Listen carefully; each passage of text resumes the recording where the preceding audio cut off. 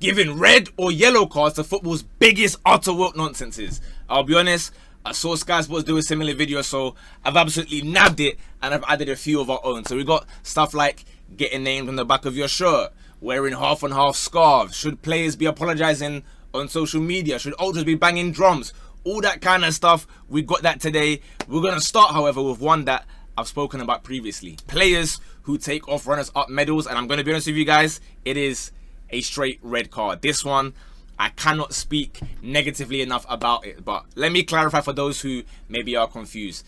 The reason why I have such disdain for guys who take off their medals to try and impress random people on the internet is because I know it's purely for camera.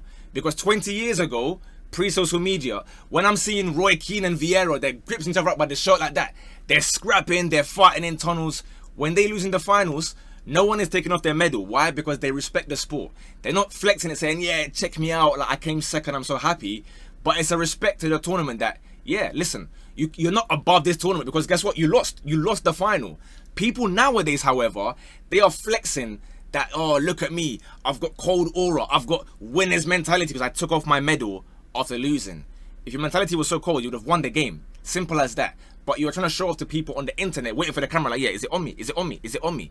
People in the Olympics, they don't take off their medals. They don't say, oh, I came second, I came third, I'm so embarrassed, I'm not going to take my medal. No, they wear it with pride because, again, it's doing something that most people, the guys they're trying to impress, have never done in their life. Lift trophies. But again, alas, there we are. Next up, we have getting names on the back of your shirt. For me, yellow card. Let me explain to you why. Me personally, I don't do it, but I don't see an issue with it.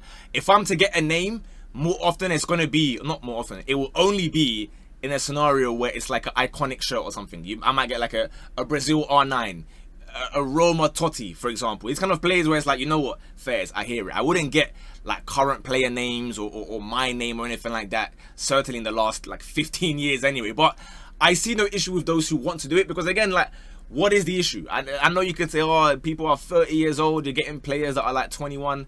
I don't think it's that deep, to be honest with you. I just wouldn't do it. So I say yellow because there are exceptions. If you're cutting about at the age of 40 with a bald patch and I see you wearing Pogba Himovic 69 as a shirt, I'm sorry. I might have to report you to somebody, and it's not going to be the matchday stewards, huh? I might have to report you to somebody.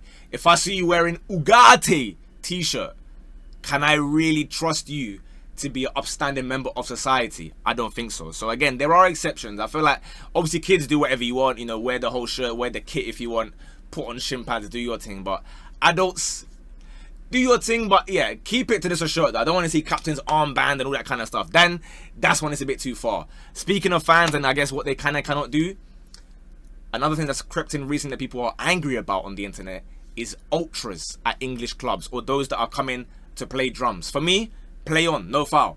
I see no issue with this. I don't understand it. I feel like people are in such a rush to call everything in England cringe, right?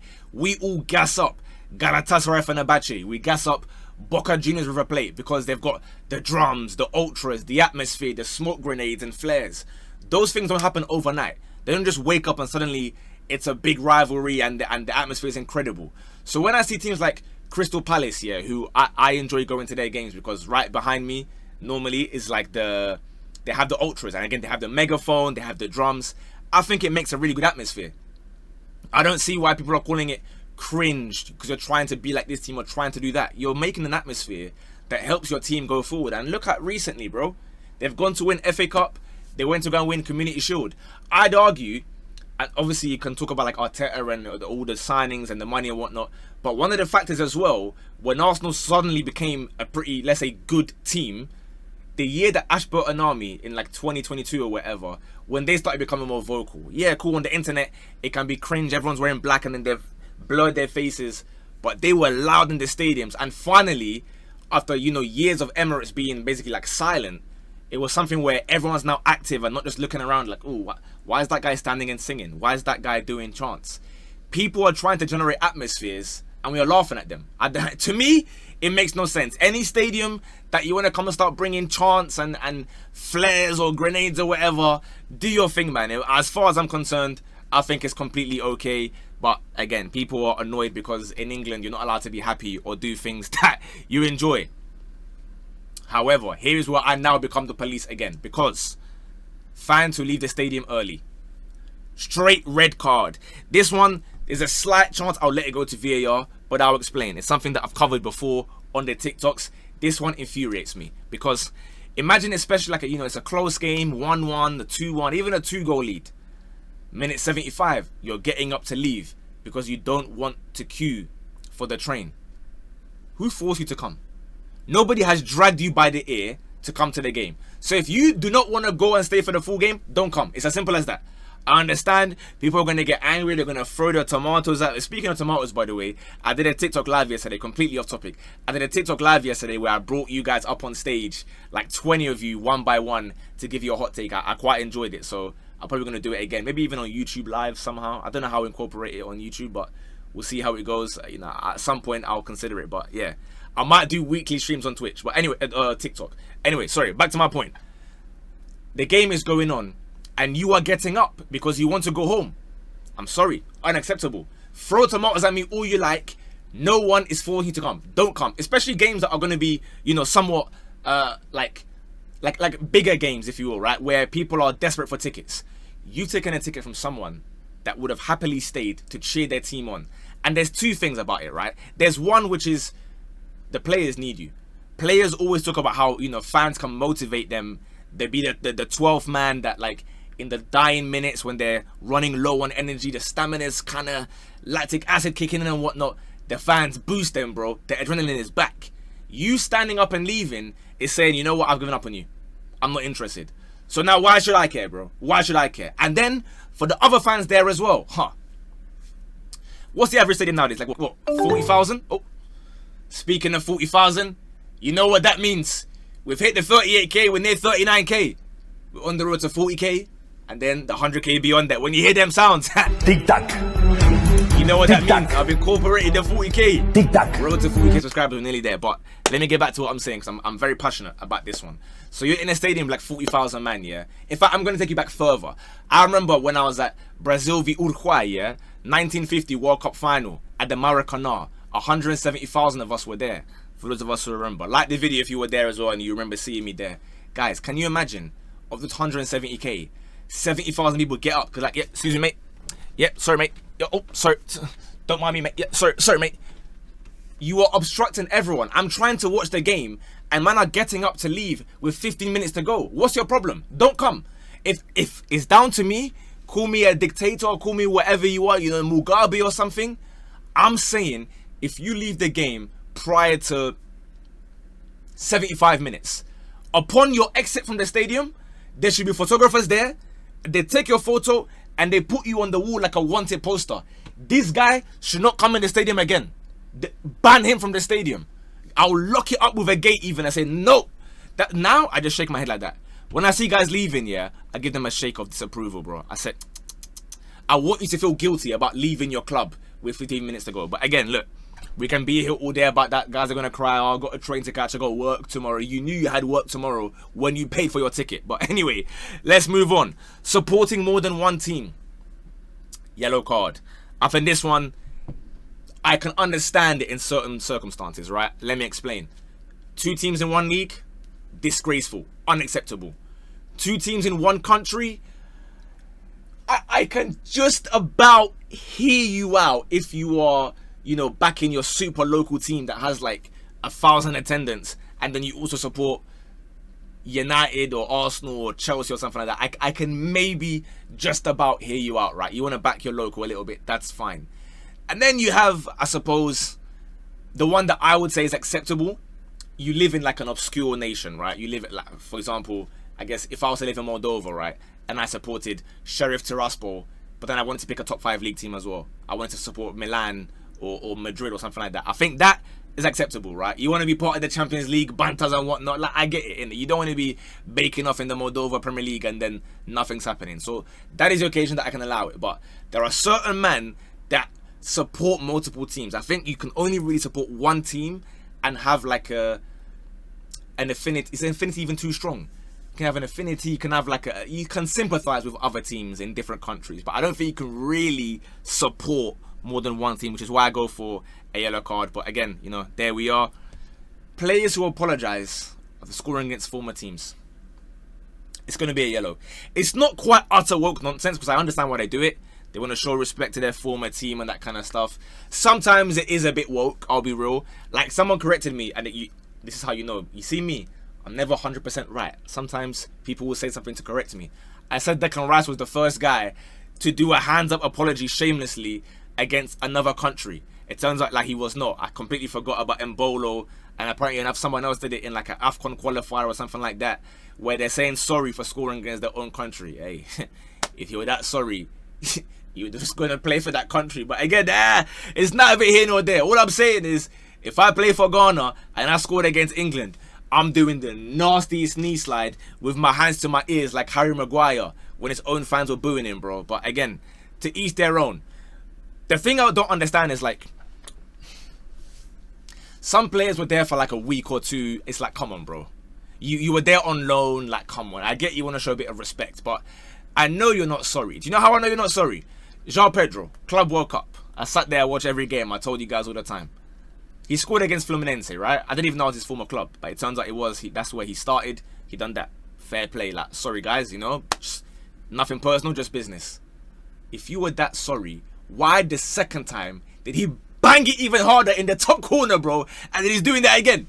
You're not sorry, bro. Just say like, yeah, like, listen, hey, like, afterwards, do your interview saying, hey, man, I love Fluminense. Thank you for giving me the chance to, you know, become a footballer. But I got to do what I got to do. I want to get through to the next round of the Club World Cup. Don't be doing all that, bro. I don't want to see that. But again, it's a yellow because I understand the logic behind it. And the next thing, this one was on the Sky Sports video with, again, Roy Keane, Sturridge, and Michael Richards. So again, shout out. I'm saying shout out them as if they need my shout out, bro. I don't even know who I am, and I'm giving them shout outs. But you get my point. I didn't want to just rob the idea completely. But they mentioned players who wear gloves. I think it's a play on, no foul, nothing wrong with it whatsoever. To me, I see no issue. Whatever makes you comfortable, go and play in that, bro. Sometimes players even make you look cold with aura. If it's down to me, I even bring snoods back, bro. I remember it was particularly Man City and Arsenal, bro. Those players used to love the snoods. Samir Nasri would bang it out. Carlos Tevez would bang it out. I even saw Marouane Chamakh, who was meaty, suddenly develop the powers of Dima Maghreb inside of him when he wore the snood with the yellow kit. Suddenly he was cold again. I said, whoa, what is going on here? So gloves, snoods, do whatever you want, bro. It does not matter as much as guys try to pretend it makes out. However, half and half scarves, it's a warning. I'm going to explain to you why it's a warning. First and foremost, let me see your passport. If your passport says you've just arrived here a few days ago, you're in a new country watching a foreign game, no problem. I rescind my yellow card, I say play on. Because, for example, an Englishman going to watch El Clasico, right? You don't really care about either team, you just want to watch one of the biggest games in the world. You want to get a Barca Madrid scarf to commemorate that, the fact that you've been there, feel free. You go to San Siro, maybe like one of the final ever Milan v Inter derbies. Okay, no problem. At the San Siro, to clarify. No problem. But if you are a United fan and you go to Old Trafford, you're playing Liverpool, and you get United Liverpool scarf, that's a red card, bro. I'm locking you up on a short-term deal like John Lennon when he got locked up in 1968. For those of us who remember. And then obviously he came back out and started busting out tunes and that. So, yeah. My advice is don't do it. Do anything else. Like, why would you want to rep your rivals, your ops on the scarf? It just doesn't really make sense to me. But again, the next one's one that I'm really passionate about because we have referees on podcasts. It's a straight red card. This is going to sound again like I'm Robert Mugabe or I'm Corny 2012, but hear me out on my explanation before you shout at me and you try to cancel me. Let's dehumanize referees. Let's stop humanizing these referees. Because, again, don't shout. Let me explain to you why I say this. I remember 15, 20 years ago, yeah? I'm sure some of you will know what I'm talking about. Grand Slam Sunday times. When it would be like Arsenal v Liverpool, United v Chelsea. Every time it was those four, bam, bam, bam, bam, bam, drama. They would have like a bad decision. Even United v Spurs, when was it Roy Carroll? He tried to catch the ball and it went over the line, but they said no, it's not a goal. Blah blah blah. They will make some bad decisions pre-VAR, and when the pundits, you see Richard Keys and Andy Gray saying, oh, why don't refs come and explain at full time why they gave this as a red, why this goal was allowed or disallowed. He said, nah, I don't want to speak about this. Nah, don't want to do any of that. Now, referees are getting tattoos of the games that they refereed. Referees are jumping on Sky Sports to rate other referees' performances. Guys, referees should do their job and go home. I don't want you to be on podcasts telling me that Graham Poe took the longest in the shower, or that Mike Dean had the best music on the aux. I don't want to hear nothing about the personal life of the referees. I don't even want to know your name. And hear me out. I know it sounds crazy, but if I ask you, tell me like the best referees in the world, or even Champions League, the best referees. You can't even tell me their name because they just do their job efficiently and they go home. I don't need to know about it. I can tell you 2 referees in the Champions League, not even by name, right? We have Trossard's brother. Again, what's his name? I don't know. And we have that guy that looks like Robbie Keane and Lewandowski mixed together with that square Roblox head. I know you know who I'm talking about as well. If you know what I'm talking about, like the video, you know who I'm talking about. I don't know his name. And why should I? He does his job and he goes yard. He's not coming on podcasts, bro. Like, if I had to guess his name, I'll just say Mehmet Yildiz. That's my guess. And then I found out that's some random referee from FIFA 12 or something, bro. I don't even know what his name is. Yet here, we have people announcing the referees before the games. Oh, this is not against Chelsea fans, by the way, because I know they get really sensitive. Chelsea fans, oh, Anthony Taylor referee today. Like, that shouldn't be a thing. Why do I know you as a referee that's bad for my team? This doesn't make sense. So referees, no podcasts, no Sky Sports interviews, and oh man, the new thing. Referees are now telling us what choice they're making in the middle of the game. And let me tell you why it should be abolished. It should be banned. The referees are out of breath, bro. I can't even hear what they're saying. This is what happens. So they'll go and watch the VAR, yeah? Then they'll get on the mic. The stadium goes quiet. After review, number 8 commits a reckless foul on number 24. Therefore, final decision is penalty. And then the crowd say, oh, no. Bro, shut up. I don't need all of that, bro. You sound like a polar bear out of breath. Or like a orangutan that has been in the water. You know when SpongeBob went to Sandy's yard for the first time with that no bucket or helmet around his head and he's gasping for water. I can't even hear what you're saying. So what's the point? You're wasting everyone's time. You lot talk about, oh, VAR, it takes too long, kick it out of the game. But you're taking like 30 seconds to explain that we know it's going to be a penalty already, bro. The moment you've gone to walk there, I know you have no backbone. You're going to go with whatever they told you in your ear. Don't waste my time. So, sorry, referees, no more, man. I don't want to hear about your favorite tunes or anything, but you're not. Just do your job and go yard. I'm so sorry to tell you. Anyway, last 3. Dressing room selfies from players. For me, play on. Completely fine by me. I think people complain because they used to play in the pre-social media era, but I'm of the opinion that anything that brings fans closer towards the players in terms of like a relationship or just seeing more about them, I think is calm. I remember you see like players on Snapchat like 10, 15 years ago. They're kind of bringing it back now, I guess, with the Fulham and Forest boys. But they used to be on Snapchat time ago, and you see a bit more into the life, whereas 20 years ago, your favorite players, you don't know anything about them other than, boom, they're on the pitch. They might give like a 2-minute post-match, and if you're lucky, they'll appear in Match Magazine. I know them ones. If you know, you know. Like the video if you know. If you don't, apologies, you're a bit too young. Them times that's all you knew. But now we get to see, I want more YouTube videos, more TikToks. I want to see their personalities more and more. However, with that being said, something that is a yellow card is players apologizing on social media. Let me explain to you why that is the case. Because I know that half of them is their PR team sending a paragraph. We've seen it before, right? Where guys will literally tweet out speech marks. Can you please tweet something like, thanks for the fans for the support, sorry, we go again, close speech marks. They don't even delete that part, bro. Let me give you, for clarity, I always like to bring you real life examples. You know them kids back in the day, yeah, in secondary school? They'll cheat with the homework. They'll copy and paste Wikipedia, and they're so dumb that they won't even take, you know the little brackets with the 1 and the 2? Or like it will be like a hyperlink message with an underlined 2 sentences. They won't even change it, bro. They'll just go and copy and paste Wikipedia and submit that as their homework. That's what they're doing as the PR messages, bro. I don't want you to say sorry for the matches. Don't say sorry for nothing. If anything, be like Johnny on Lescott, who posted that card that time No, don't be like him actually, because he lied. If I'm Julian Lescott, I'm saying with chest, yes, I tweeted out that car, and what are you gonna do about it? I have that car, you don't have it. So yeah, no more PR apologies, no more Marcus Rashford writing essays about how he could have done better. I don't want to hear it, bro. Show me on the pitch next week, because now I'm seeing guys going, they're giving grades for people's apology essays. But anyway, you know, it is what it is. Last one, we're speaking about selfies. This one, I'm gonna have it as like an umbrella term. Fans taking selfies at stadiums. I say play on. For me, it's fine. We can extend it to like making videos and stuff. Selfies, I think, is completely fine. Again, commemorate that you were there that day, by all means. I think that's no problem at all.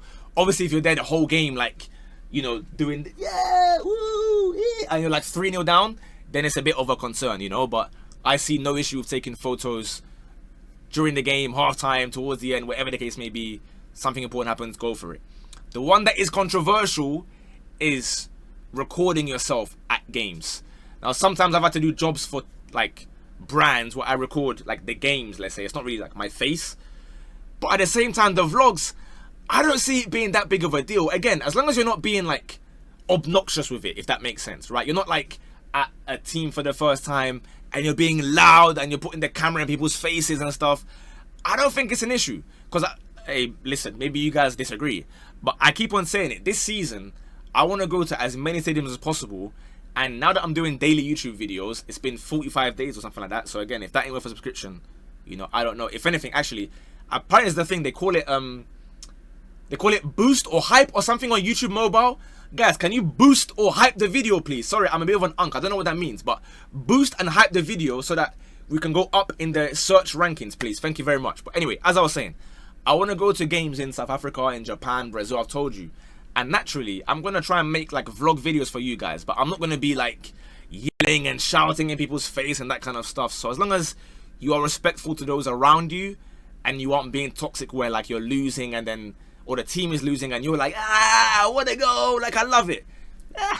I think it's alright. So maybe like you can go with like a yellow card, because it depends on how you do it, right? There's some people that maybe they can be annoying when they do it to you, or others, as long as you aren't harming anyone, I say do with your time whatever you want, but make sure that at least you are still supporting the team as well, right? Don't just be there for 90 minutes speaking to the camera, yapping away, and you won't even like chant or anything. So yeah, that is my list of utter woke nonsenses. I've given a few reds and yellows, and I'm gonna be honest with you, before I end the video, I absolutely recorded this video an hour ago, and I got to the outro. I'm even scared. I got to the outro, the file corrupted. I ran out of space on my PC, so that's even a red card from my PC. So I've actually had to record this entire thing from scratch again. So I repeat, if that ain't worth a like, I don't know what is. But yeah, I've recorded it the second time now. Hopefully it's fine this time. Again, Twitch, follow on there, because as always, Monday we're going to do highlights. I know it's international break, but we're going to watch some international highlights around 5 o'clock, something like that. It might change now because of having to record it all over again. But follow on Twitch, follow on TikTok. Like I said, yesterday night I was doing a TikTok live where I invited like 20 of you on stage one by one. We were there for like 3 hours. Guys were giving their hot takes on stage until the chat booted them out. So that was really fun. I enjoyed interacting with you guys. Maybe I'll do it on YouTube somehow, where I'll get you guys on stage, or like in Discord or something. I'm not sure. But anyway, follow everywhere. If you want the shirts, you know what to do. Link in bio. This is Ballers of the 60s. We've got Pele, George Best, Yashin, Di Stefano, Bobby Charltons, and Eusebio. We've got loads more on there. Loads of clubs, nations, players, whatever. Recommend whatever you want. Have a great week. Have a blessed week. In a bit. Bosh.